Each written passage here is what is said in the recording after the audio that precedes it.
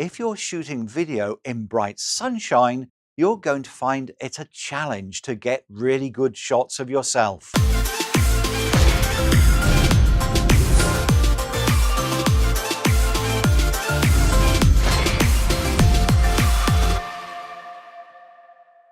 I produce videos and TV spots for my clients, and occasionally that involves an outdoor shoot, which can be a blessing or a curse.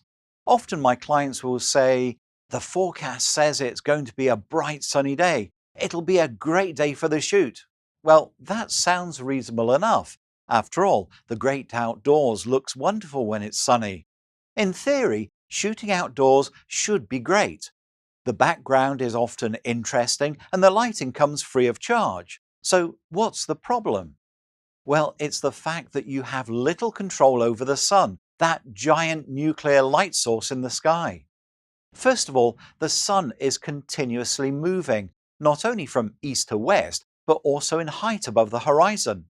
Perhaps not a huge problem if you're making short videos, but the change in lighting and shadows will be noticeable if you're editing together shots recorded at different times of the day. Then, if you have broken cloud cover, then the sun will repeatedly go in and out from behind the clouds, making the exposure vary all the time. Even if you use the auto exposure to try and compensate for the change in brightness, the quality of the light will change.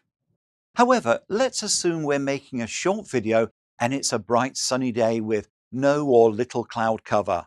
The trouble is that the bright direct sunlight gives high contrast lighting across my face. As you can see, the highlights, especially on the side of my face nearest the sun, are far too bright and blown out.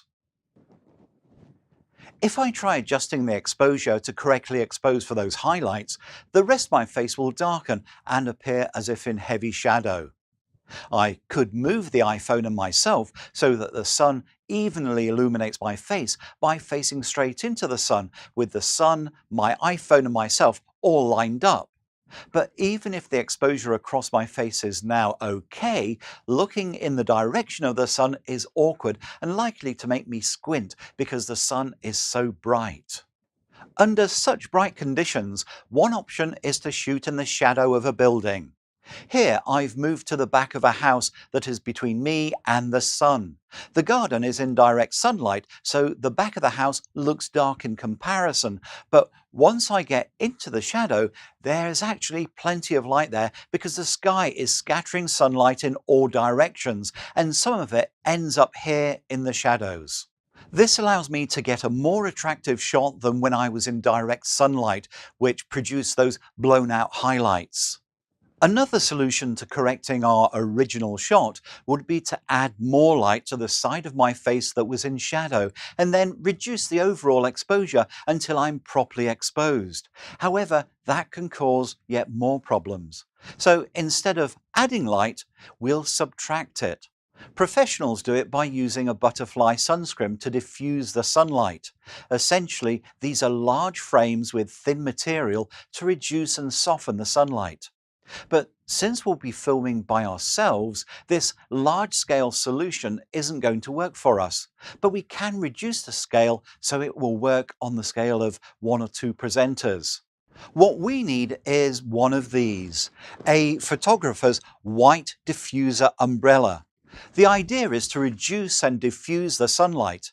About half the sunlight will be blocked, but the whole area of the umbrella's white material will become a soft light source, eliminating those bright spots and dark shadows caused by the bright direct sunlight. This small umbrella opens up to about 33 inches diameter, which is big enough if filming a head and shoulder shot. For a wider shot or a 2-person shot, I'd use a 60-inch umbrella. So here's my original shot with the sun at 45 degrees off to the side, but with me holding the umbrella towards the sun. It improves the lighting considerably. There's still a little shadow to give definition to my features, but that harsh glare on the left has been eliminated.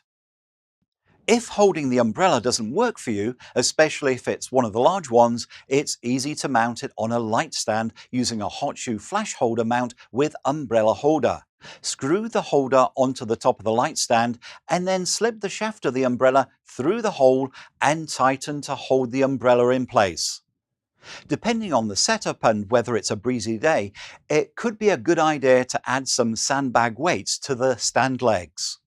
This 33-inch umbrella cost me about $10. This 60-inch umbrella was under $30, and the light stand and umbrella holder totaled under $28. That's not much to pay to go from this horribly lit shot to a much better looking shot. So if you want to get great outdoor shots on a bright sunny day, use a white diffuser umbrella and either hold it in your hand or mount it on a stand.